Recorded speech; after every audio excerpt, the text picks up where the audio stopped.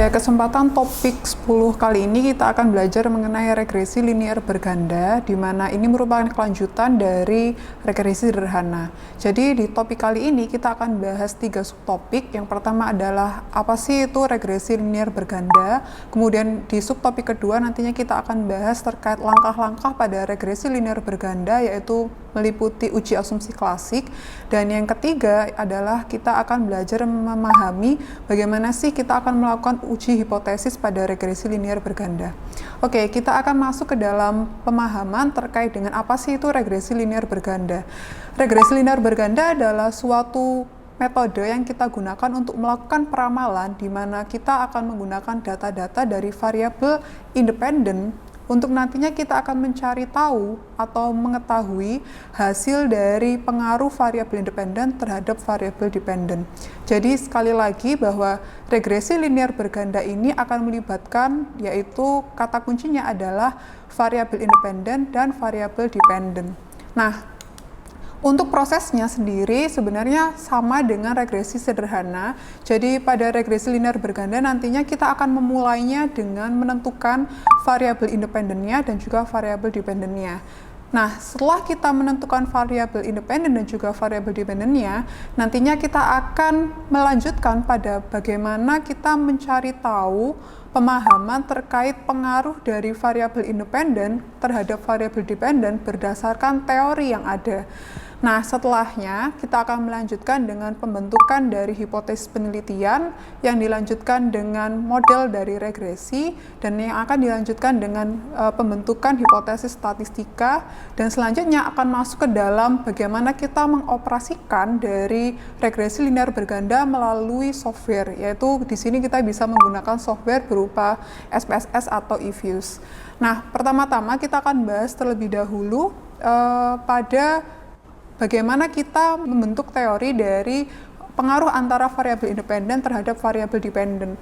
Jadi misalnya contoh di sini kita ingin nih mengetahui bagaimana sih pengaruh antara pendapatan pribadi dan juga suku bunga terhadap penjualan rumah dari perusahaan properti. Jadi di sini kita bisa mengidentifikasi bahwa variabel independennya adalah pendapatan pribadi, kemudian variabel independen yang kedua adalah suku bunga.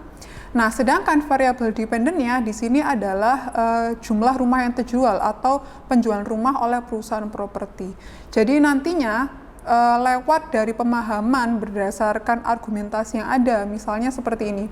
Pendapatan pribadi, ketika pendapatan pribadi seseorang itu semakin tinggi, maka kemungkinannya untuk bisa membeli aset itu juga lebih tinggi, sehingga peluang untuk membeli aset ini menjadi lebih tinggi, maka memicu adanya peningkatan pada penjualan properti.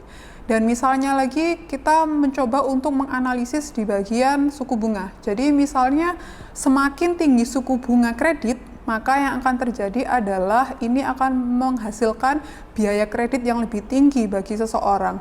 Nah, biaya kredit yang lebih tinggi ini akan membuat seseorang itu malah justru untuk menurunkan hasratnya membeli properti, sehingga dengan demikian adanya kenaikan dari suku bunga akan membuat penurunan pada penjualan properti. Nah, hal inilah yang akan kita pahami dan kemudian akan kita lanjutkan melalui pembentukan dari hipotesis penelitian. Jadi kita bisa membuat di sini hipotesis penelitiannya adalah yang pertama, pendapatan pribadi berpengaruh positif terhadap penjualan rumah oleh properti. Dan untuk hipotesis penelitian yang kedua adalah suku bunga berpengaruh negatif terhadap penjualan rumah properti. Sekali lagi, hindari kata-kata signifikan pada pembentukan hipotesis penelitian, karena hipotesis ini masih sedang kita uji dan belum merupakan hasil dari suatu penelitian empiris kita yang sedang kita jalani saat ini. Nah, selanjutnya setelah kita membentuk hipotesis penelitian yang ada, nantinya akan kita lanjutkan yaitu membentuk model regresi. Jadi pada model regresi linear berganda ini, yang membedakan dengan model regresi sederhana adalah tentu saja karena jumlah dari variabel independennya itu lebih dari 1, maka nilai dari X-nya atau jumlah dari X-nya itu lebih dari 1. Jadi misalnya kita mau merumuskan model regresi dari contoh yang tadi ya, topik kita yang bagaimana kita ingin mencari tahu pengaruh dari variabel pendapatan pribadi dan juga suku bunga terhadap penjualan rumah atau properti.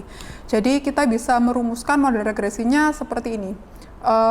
Penjualan rumah sama dengan alfa ditambah beta pendapatan pribadi ditambah dengan beta 2 dari suku bunga ditambah dengan error.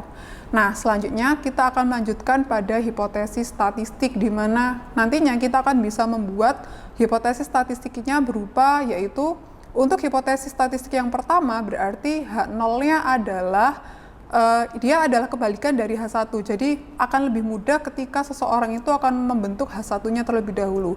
Karena dari hipotesis penelitian kita menyatakan bahwa tadi pendapatan pribadi berpengaruh positif. Berarti kita akan membentuk hipotesis statistikanya adalah beta lebih dari 0.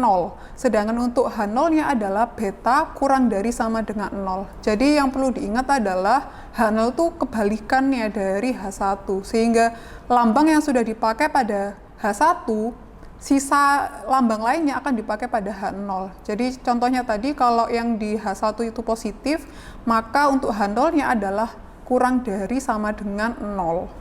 Gitu. Oke, kita akan melanjutkan pembahasan kita terkait dengan langkah-langkah selanjutnya pada regresi linier berganda pada subtopik 2.